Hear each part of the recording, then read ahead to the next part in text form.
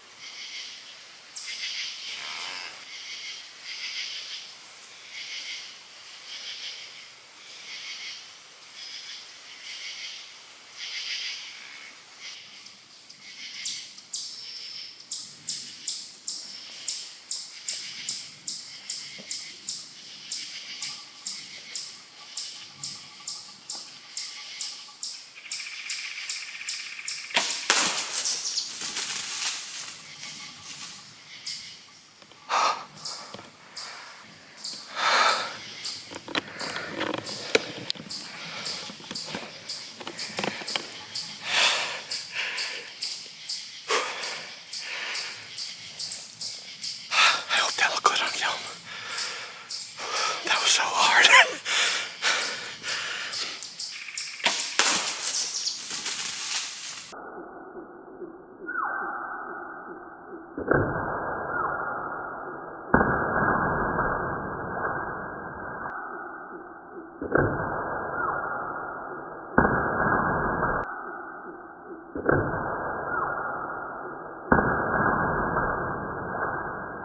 So when we got back to the cabin that night, I had my laptop. We played the footage on the laptop, and I didn't have any software on this particular laptop that could slow it down or blow it up. So here is what I saw on the laptop. Now, based on that and the picture of the arrow, I felt like, I think this hit was a little bit far back.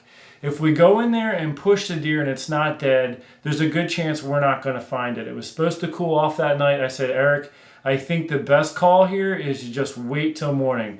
You know, we weren't sure of the hit. The arrow didn't look that great, so let's just hold off. Well, the following morning, I was set up for a little bit, and the wind wasn't really doing what I thought it was supposed to do.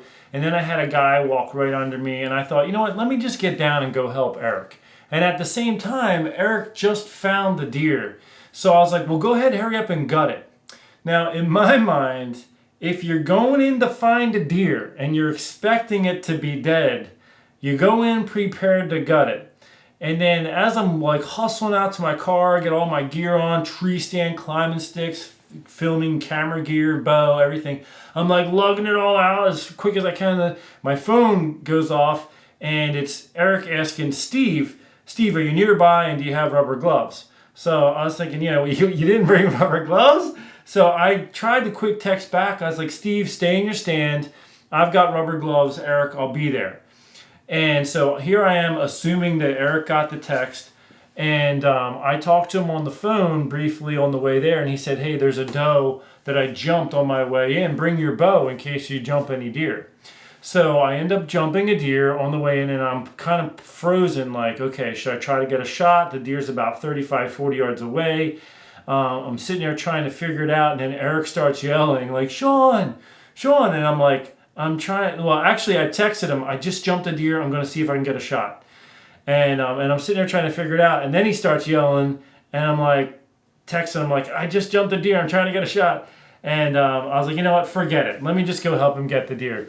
And when I walked up on him, folks, I'm not going to show you what I saw because I don't want to horrify small children, but it looked like I was walking into one of those like Chainsaw Massacre movies. There was like blood all the way up to here, blood everywhere, and it was a little humorous. And because it did have, you know, it's a gut shot on the exit, but he caught a lung on the way in, and then it went out the guts on the other side. So the deer did expire pretty quickly. It was a good thing we played it safe though, just in case. But there was a lot of guts involved. So as I'm walking up, I hear Eric like, you know, doing some of that gagging, and but we got the deer and we processed it. There was a lot of flies at that point, so I have a video called "How to Butcher a Deer on the Ground in the Woods," and I basically was like, "Look, we don't have a lot of time. We drug it away from the gut pile, and we just went ahead and processed it right there." Eric was fanning the deer to keep the flies off it, and Jerry was there. Jerry had just showed up. He was opening the cooler as I was throwing the meat in. He would open up, and so we got the deer processed quickly and, you know, tagged everything else. Eric Arquette. Yes. Tell me what happened. This is the last day. We just finished the map reading challenge. How you feeling? And tell me about your day, brother. Well, I'm feeling great, and the reason is I went back out this morning. Found a blood trail for the doe I shot last night, and it took me a while, but I kept on finding spots here and there, and sometimes it take me 20-30 minutes to find the next one, and then I started getting really good blood, and just as I found really good blood, I jumped a doe, and I was thinking, oh, maybe that's the doe, you know, so I just kept following the trail, and sure enough, I got her. Yeah. Yep. I ended up getting a little bit of almost everything. You know, got shot, the liver, and both lungs. Yeah. Now, when you texted me the picture yesterday, and I saw that there was no blood on the fletch, and it just gave me the impression of a gut shot. And normally, when you go through the lungs, you get that nice bright red blood on there. And when I didn't see that, and when we watched the footage on the laptop last night, and it just looked like it was a little bit back. Just based on the information I had, I was like, let's just give it overnight. Yeah, and I agreed with that, you know. So it worked out though, and you know the meat was still good. You know, we processed her up. So I'm happy I found her. At least it was a bonus I got it on footage, but I'm just happy I found her. You know, so. But let's go ahead and look at Eric's score and where that places him in this whole challenge. So first of all, we have a hunt score alone, and then we have the hunt score plus the view counts and voting, which gives him a separate score. So let's look at the hunt score. So Eric's hunt score alone for harvesting the doe And I will put in the description section of this video all the details of which resulted in his score being 155.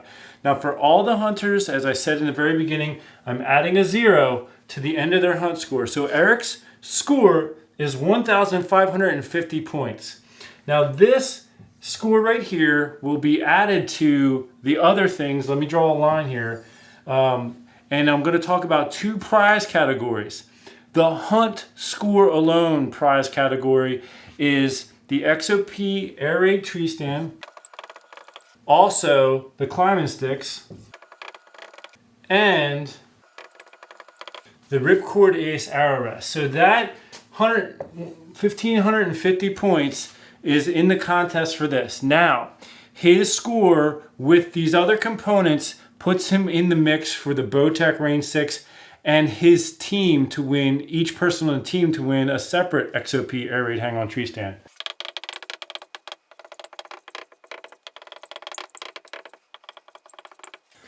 All right, so his total hunt score, which is 1,550, plus the total number of views his scout trip video gets, plus the total number of views that this video gets, plus 10% of the total number of votes he gets from the Bowtech voting system. That's all going to be added up, and that number is what's going to put him in the mix for the Bowtech Range 6. So Eric could potentially win 2 XOP stands if he wins this category here, and his team wins this category here, and he's also going to be in the running to win that Bowtech. So if you want to see Eric win, and remember Eric had bow issues going into the challenge, he had to get a replacement cam, which was a mess. If you want to see Eric win, share this video and his scout trip video with as many people as possible. Get them sharing his videos and help add to his total hunt score to run it up. So that is the end of this video on Eric. And the next video is going to be his teammate Jerry. Let's see how Jerry did and if Jerry can outdo Eric's score on the hunt for the XOP air raid hang-on tree stand and the Ripcord Ace arrow rest as well as climbing sticks. So stay tuned for that. That's going to be coming out tomorrow. Until then, take care and God bless.